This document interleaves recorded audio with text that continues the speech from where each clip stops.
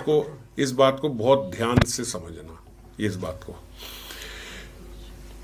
विषयों का भोग तो बोलते बहुत बाद की बात है। जो विषयों का भोग है, हमारी दुर्गति का कारण सबसे पहले विषयों का चिंतन है। समझना,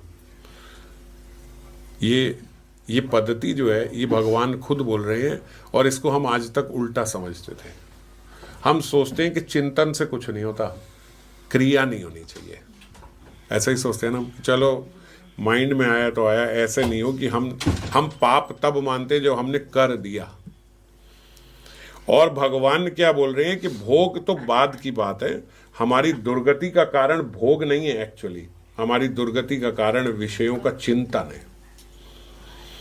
अगर आपने सोच लिया माता जी कि भाई मैंने फॉर एग्जाम्पल कि मैंने बाहर के मोमोज नहीं खाने, ये नहीं खाना जो हमें प्रिय है, कि ये मैंने नहीं खाने, ये नहीं खाने, मगर मेरे मन में चिंतन आता है तो बड़ा अच्छा लगता है।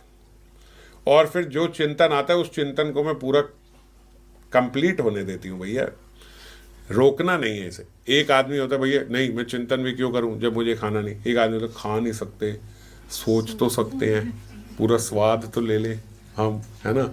तो उसकी सोच, जो भी भोग, मैं बहुत छोटा बोल रहा हूँ, जो भी भोग आपके मन में आ रहा है, आप उसका अगर पूरा चिंतन कर रहे हो तो करते करते करते करते आपका इतना राग उत्पन्न हो जाएगा कि उस राग के कारण अब क्या हो गया अगर एक बार खा लिया तो क्या हो गया, फिर जीव ऐसे हो जाता है, उद्दंड हो जाता है। क्या हो गया अगर एक बार कर लूँगा तो, उसके अंदर फिर भय नहीं रहता, उत्साह आ जाता है उस भोग को भोगने का, और उत्साहित होकर वो भोगता है। क्या हो, अच्छा क्या हो गया, कितने, फिर वो काउंट करता है। 2 महीने हो गए, 2 महीने से मैंने नहीं खाया, तो 2 महीने में एक बार तो खा सकता हूँ। समझ गए, 2 महीने में एक बार हो गया तो क्या हो गया। अरे 2 महीने आपने जिस चेतना को संभाल के रखा था, वो चेतना आज आपने 2 महीने में खराब कर दी, गोबर कर दिया। आपने 2 महीने की मेहनत को आपने गोबर कर दिया, तो ये क्या समझदारी की बात है। जो 2 महीने आपने कमाया था वो एक दिन आपका सारा चोरी हो गया।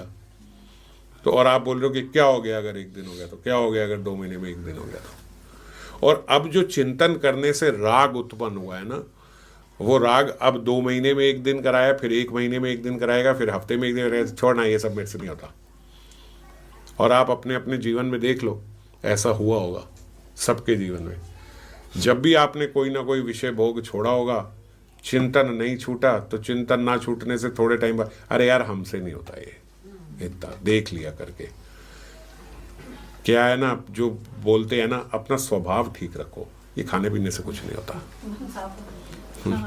ऐसे बोलते हैं हम कि अपना स्वभाव सही रखो, खाने पीने से सब कुछ नहीं होता। बस ठीक है, किसी से गंदा ना बोलो, किसी का दिल ना दिखाओ, ये ना करो, ये ठीक है। अपनी माला करो, अपने नियम करो, खा लिया कहीं इतनी परवाह ना करो, जो कर लिया, ये सब कर लिया।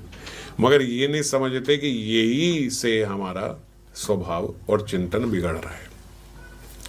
इसीलिए भजन में स्मरण और चिंतन का बड़ा महत्व बताया गया है, क्योंकि चिंतन खराब नहीं होना चाहिए।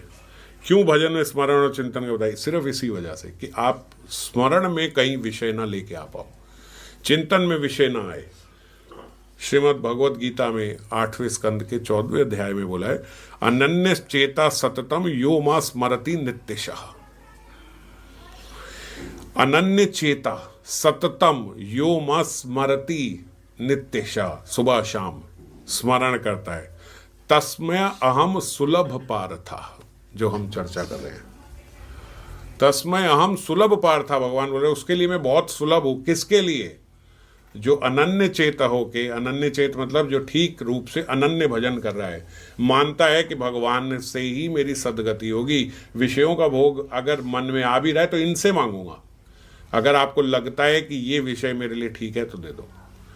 इस संसार में जितनी भी वस्तुएं सारे विषय ही हैं। कितने विषय मेरे लिए उपयुक्त है, जितना आपको ठीक लगे आप दे दो।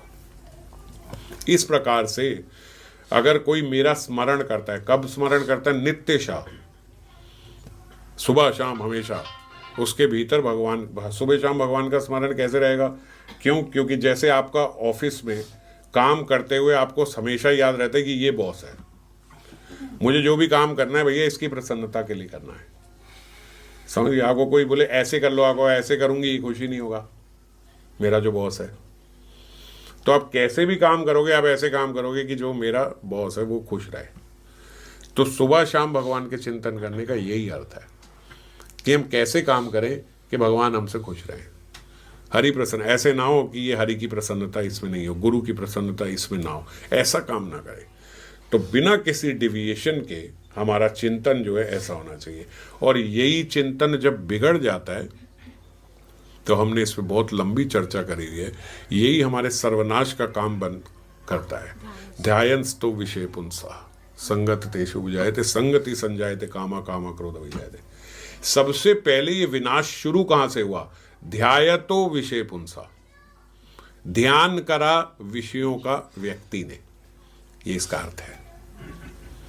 ध्यायतो विषय पुंसा संगत तेषु जायते। अब क्या होगा? संगत तेषु जायते, अब आपका राग उत्पन्न हो जाएगा उस विषय के प्रति। संगति संजायते कामा, और वो राग जो है वो ऐसा प्रगाढ़ काम बन जाएगा कि ये तो चाहिए ही चाहिए, इसके बिना तो मैं रह ही नहीं सकता। और कुछ भी कर लो प्रभु जी, और कुछ भी कर लो, मैं ये नहीं छोड़ सकता। ये शुरू कहां से हुआ था? ध्यायतो विषय पुंसा, केवल ध्यान करने से, बस ध्यान से ये कहानी शुरू हुई थी। विषय क्रिया उतना नुकसान हमारा नहीं करती जितना नुकसान उसका चिंतन करवा देती है। आप खुद देख लो, कोई भी विषय आप सोच लो, कोई भी विषय, जब भी कभी आपको गिल्ट हो कि भाई ये नहीं करना चाहिए, ये ऐसे करना चाहिए, वो आपने जब भोग करा उस विषय का, तो हमारे भीतर ऐसा आता यार इसके लिए इतना कर रहे थे, या फिर हमारे भीतर एक गिल्ट आता है कि हमने सोचा था नहीं करना, ये कर दिया।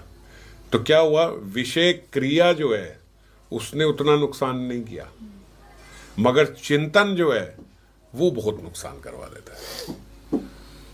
विषय चिंतन में जो आनंद आता है क्रिया में नहीं आता। क्रिया को करके तुम सोच ये इसके लिए करा, मैंने इतना नुकसान करा, इतना वो करा, ये इसके लिए नहीं करूंगा। मगर चिंतन जब करते हैं तो पूर्ण रूप से राग हमारा उसमें बढ़ता ऐसा प्रेशर बन जाता है चिंतन से हमारे भीतर, ये तो ठीक ही है, इसमें कुछ गलत नहीं है, इतना करने से कुछ खराब नहीं होता। ये सब कैसे हुआ? ये विषय चिंतन से।